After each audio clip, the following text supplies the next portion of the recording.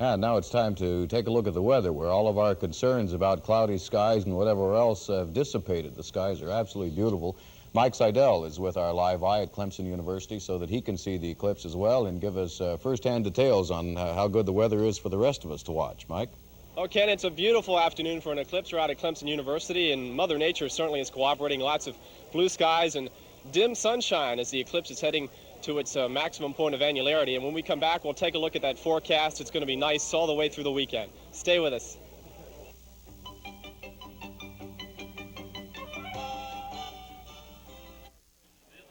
Lots of sunshine this afternoon. Let's check those current statistics. Right now in Greenville, sunny skies and windy conditions. It's cool at 64 degrees.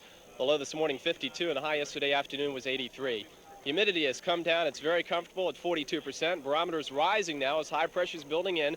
30.10 inches of mercury. Winds are north and they're rather gusty at 15 to 22 miles an hour. No precipitation to report. Mountain stations, lots of sunshine, but windy and downright chilly for the latter part of May. Temperatures up there mainly in the 50s.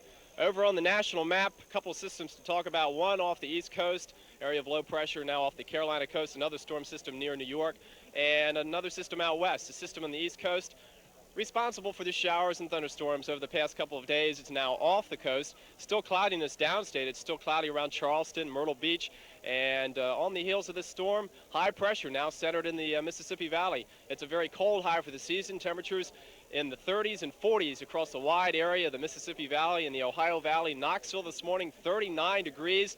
And this high pressure will be responsible for sunshine through the weekend. And as it does slide eastward, look for near record cold tonight. And then a warm up over the weekend as the high slides off to the east and we get into a southerly flow off the Gulf of Mexico. The white line on the national map is the central path, I should say, of the eclipse, moving right through the upstate and then off the eastern shore of Virginia in about 20 minutes or so. If we go now to the national satellite photo, cloud cover associated with that frontal system still affecting coastal sections of the Carolinas down across Florida. But look at the rest of the country. Most of the country enjoying a real fine Wednesday afternoon. Lots of sunshine and temperatures cool in the east, but very warm continuing out west. Local temperatures around the region at noontime with mostly sunny skies reported in the northern and western sections of the viewing area. Mostly 50s in the mountainous area, 65 out at the Greer Jetport. It's 68 in Augusta, 69 and partly cloudy in Columbia. Down on the beach, it's still cloudy and temperatures around 68 degrees. Now let's check a look at the forecast for this afternoon in the mountains. Sunny, windy, and cool. Highs only 60 to 65. Winds northwest at 10 to 20. In the Piedmont this afternoon, a beautiful day, but chilly for the season. Lots of sunshine and windy. High 67 to 70. In the mountains tonight, clear and cold. 37 to 42. Winds north at 5. In the Piedmont tonight, clear and cold conditions. The record low is 49, and I think we're going to break that with no problem. Lows from 44 to 47. In the mountains tomorrow afternoon, sunny and cool, high 65 to 70. In the Piedmont, near perfect weather. Sunny, cool conditions, temperatures running about 10 degrees below normal. Tomorrow afternoon's high 72 to 75. No flying problems, VFR conditions into the weekend. Beaches clearing up this evening, and then sunshine Thursday, temperatures in the 70s. And your extended outlook couldn't be better. It's going to be a great weekend, lots of sunshine, and temperatures in the very pleasant 80s. And your wake-up forecast tomorrow morning, you'll need a jacket or sweater if you're heading out early. Sunshine and cool temperatures around 50 degrees at 8 o'clock. And it's a beautiful day out here at Clemson University. And our live coverage of the eclipse will continue in just a couple of minutes. Ken? Yes, that's right. Thank you, Mike. I just stepped outside while he was doing the weather and noticed the rather eerie grayness about the skies, the weather outside as the eclipse begins to move this way. At this moment, 12:17. It is passing north of Montgomery, Alabama. Well, we're coming up now on 12:25. The eclipse has just passed through Atlanta. The duration is very short, only about 6 to 10 seconds for the totality.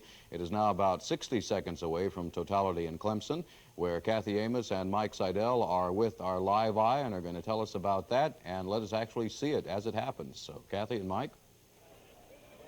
Ken, we're just about 2.5 minutes away from the maximum point of the eclipse. I'm here along with Mike Seidel, and as you can see, it's getting noticeably darker. The sun has shrunk to just a sliver. Mike, tell me, what are some of the things people should watch for when the eclipse reaches its maximum point? Well, Kathy, probably the most exciting part of the maximum annularity will be the Bailey's beads effect. We all know the moon has lunar craters and mountains, and the sunlight kind of filters through these craters and mountains and gives a shimmering effect here on the surface of the Earth. There's also a diamond ring effect I've heard about it just when it reaches its maximum point, or a little bit before. Right before and after, on the edges of the sun. And also the corona is very nice to look at, and that's not normally seen except during a period of an eclipse. Well, you can see that it's getting just mighty close. Barely a sliver. We're about a minute and 30 seconds away from the maximum point here, and as you said, the people should watch for those Bailey's beads. Do they always appear on an annular eclipse? An annular eclipse and a total eclipse, and the excitement around here is just incredible. People are just oohing and eyeing, and also note the temperature has dropped considerably, about 10 to 12 degrees in the past 15 minutes because of the radiation from the sun being cut off by the moon.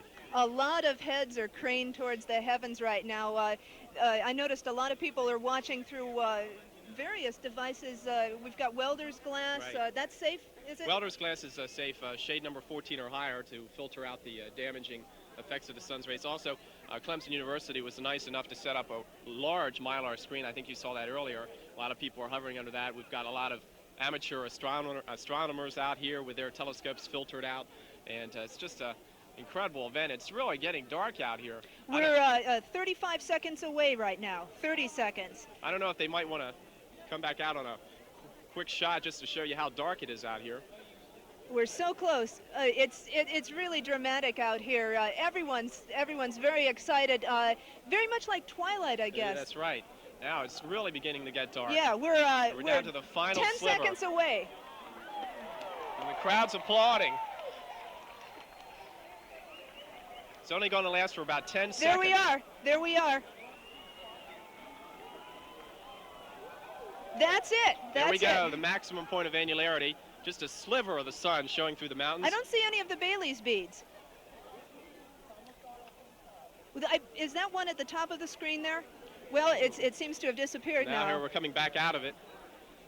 Before you know it's over with. Yeah, it's the maximum part of the eclipse, as I understand, is just about 6 seconds long. You have to be really quick to be on top of this. Also, I noticed in Greenville, they still have it yet to come, don't they? Right, Greenville's about a minute or two behind us, so if you're watching in Greenville, you still have the chance to take a peek at the eclipse. Don't look at it directly, of course, but it should be occurring there about a minute or two after Clemson University. We're getting a little more sun there. I have a guest with me. Professor Tom Collins from the Clemson University Astronomy Department. Physics and Astronomy. How does this eclipse compare with some of the other ones you may have noticed? I think it's great. The Bailey's beads effect was quite clearly shown. You know, the roughness of the moon disk on the sun. And I think it was really a very, very nice image that we got. Really very good. How rare was this eclipse, an annular eclipse? Annular eclipses are pretty rare because from the ellipticity of the orbits of the moon and the sun and the Earth around the sun, the moon has to be in the right part of its orbit and the Earth in the right part of its orbit so that the moon's disk is not large enough to cover the sun. And that doesn't happen very often. Is it less rare than a total eclipse? Yes. Yes. And I noticed the next time we're having a total eclipse is not for about 33 years. In this area. There are other total eclipses earlier, but not in this part of North America. As you can notice from our TV monitor, we're seeing a lot more of the sun now. How long will it take till the sun is completely uncovered? It takes about an hour and a half. The whole thing takes about 3 hours from first contact until the end of the eclipse. But the annular part of the eclipse, at best, in this part of the country, is about 9 seconds. Okay, well, thank you so much, Professor Collins. A pleasure talking to you.